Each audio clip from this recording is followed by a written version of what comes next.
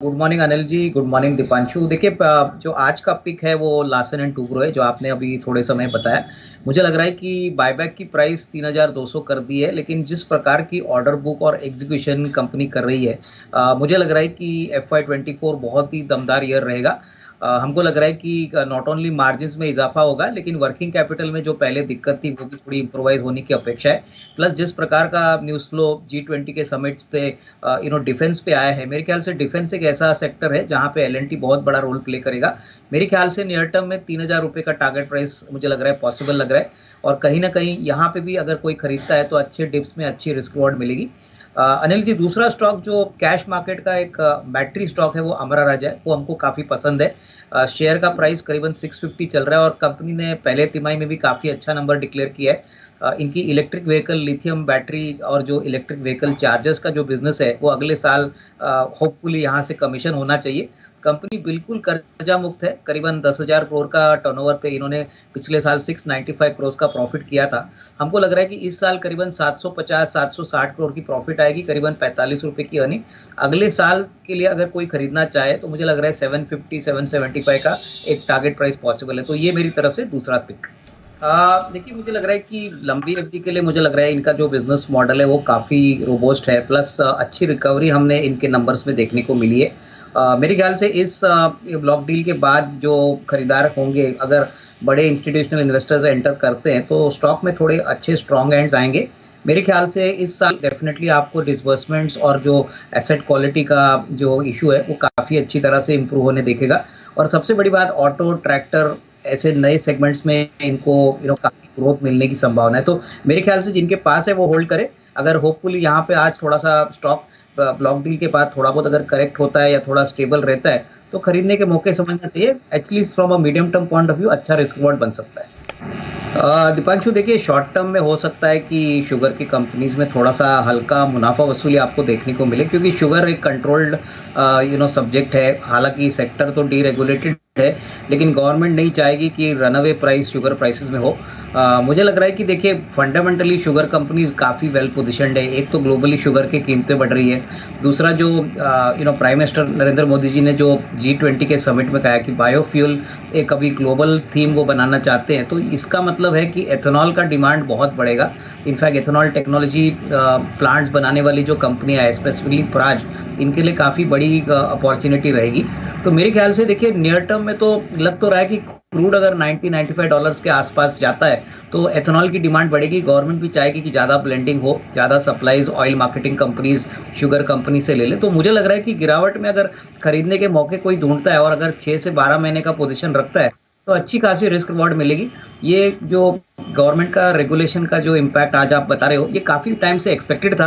तो मेरे ख्याल से इससे कोई बड़ा इम्पैक्ट अर्निंग्स पे नहीं आएगा। हाँ, थोड़ी बहुत नेगेटिविटी और सेंटिमेंटली थोड़ा सा मार्केट्स इसको शायद शॉर्ट टर्म में नेगेटिव समझ सकता है, लेकिन लॉन्गर टर्म में अगले 12-15 महीने में कोई भी अगर इन्वेस्टर खरीदता है तो अच्छी खासी कमाई शुगर कंपनीज में हो सकती है। नहीं, मुझे लग रहा है कि दीपांशु, देखिए, IEX के जो अगस्त के वॉल्यूम्स थे वो काफ़ी अच्छी तरह से बढ़े। और डिस्पाइट कंपटीशन, दो नए एक्सचेंजेस आने के बावजूद मुझे लग रहा है कि देखिए, मार्केट जो पावर ट्रेडिंग का है इंडिया में काफ़ी बड़ा है। तो यहाँ पे मुझे नहीं लग रहा है कि कोई बड़ा इम्पैक्ट आएगा। हालांकि ऑलरेडी ऊपरी लेवल से स्टॉक काफ़ी गिर चुका है। इस लेवल से डेफिनेटली थोड़ी बहुत वैल्यू बाइंग आ सकती है। और दूसरी बात, पॉसिबली दिसंबर तक इनका कार्बन क्रेडिट का एक्सचेंज तैयार होने वाला है। ये बहुत ही बड़ी मार्केट अपॉर्चुनिटी, अगर ऐसा होता है तो इंडिया की पहली कंपनी होगी जो कार्बन क्रेडिट इंडिया में ट्रेड करेगी। और मुझे लग रहा है कि यहाँ पे ग्रोथ अपॉर्चुनिटी काफ़ी बड़ी होगी। तो मेरे ख्याल से यहाँ पे होल्ड करे। डेफिनेटली अगले साल 1.5 साल की नज़रिए से अगर कोई लेता है तो ये प्लेटफॉर्म कंपनी है, 90% के EBITDA मार्जिन पे काम करती है, बिल्कुल कर्जा मुक्त है। तो डेफिनेटली ग्रोथ पोटेंशियल काफ़ी है, लेकिन थोड़ा समय यहाँ पे देना जरूरी है। नहीं, मुझे लग रहा है कि दो स्टॉक्स हमको काफ़ी पसंद है दीपांशु। एक तो सन फार्मा है। हमको लग रहा है कि US मार्केट्स में जिस प्रकार से इन्होंने अपनी स्पेशलिटी डिवीजन को पोजीशन किया है, मुझे लग रहा है कि यहाँ से भी एक अच्छी मूव आपको देखने को मिलेगी। और दूसरा स्टॉक है लुपिन। मुझे लग रहा है बहुत समय के बाद लुपिन ने एक अच्छा टर्न अराउंड दिखाया है।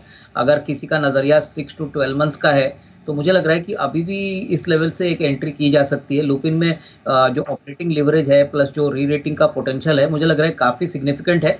बहुत समय के बाद स्टॉक ने अच्छे फंडामेंटल नंबर्स दिखाए। तो मुझे लग रहा है कि सन फार्मा और लुपिन दोनों स्टॉक्स अच्छे पोर्टफोलियो एडिशंस हो सकते हैं। नहीं, मुझे लग रहा है कि देखिए शेयर तो काफ़ी अच्छा चला है, लेकिन जिस प्रकार की एग्ज़ीक्यूशन हो चुकी है, जिस प्रकार की ऑर्डर बुक बीएचईएल के पास है, मुझे लग रहा है कि एफवाई 24 काफ़ी स्ट्रॉन्ग ईयर रहेगा। प्लस इलेक्ट्रिक व्हीकल के लिए भी कुछ काम बीएचईएल कर रहा है। ओवरऑल जिस प्रकार का कॉर्पोरेट कैपेक्स साइकिल चल रहा है, मेरे ख्याल से definitely FY 24 will be a very good year. अगर किसी को लंबी अवधि के लिए भी कोई थोड़ा शेयर एक्यूमुलेट करना है, तो मेरे ख्याल से अगले साल, डेढ़ साल का नज़रिया अगर कोई रखता है, तो अच्छी खासी कमाई होगी। बहुत समय के बाद एग्जीक्यूशन का जो ट्रैक है, वो सिग्निफिकेंटली पॉजिटिव हो चुका है। ऑर्डर्स तो पहले भी बीएचईएल के पास काफ़ी थे, लेकिन इनकी वर्किंग कैपिटल और एग्जीक्यूशन का जो ट्रैक रिकॉर्ड था, वो मार्केट्स को पसंद नहीं था। जहाँ दोनों फ्रंट पे काफ़ी अच्छी इंप्रूवमेंट आई है। तो आई वुड सजेस्ट दैट कोई लंबी अवधि के लिए खरीदना चाहे तो डेफिनेटली इसमें गिरावट में आपको इसको एक्यूमुलेट करना चाहिए, क्योंकि कॉर्पोरेट कैपेक्स और कैपिटल गुड सेक्टर, ये दोनों ही पॉइंटर्स इनके लिए काफ़ी पॉजिटिव रहेंगे। अनिल जी, 10 की कमाई का स्टॉक आईसीआईसीआई बैंक रहेगा। मुझे लग रहा है कि बहुत ही स्टेबल काउंटर है और काफ़ी समय से 995 के रेंज में चल रहा है। मुझे लग रहा है कि जिस प्रकार का क्रेडिट ग्रोथ सिस्टम में है, मुझे लग रहा है इनको बैलेंस शीट बढ़ाने में कोई दिक्कत नहीं होगी।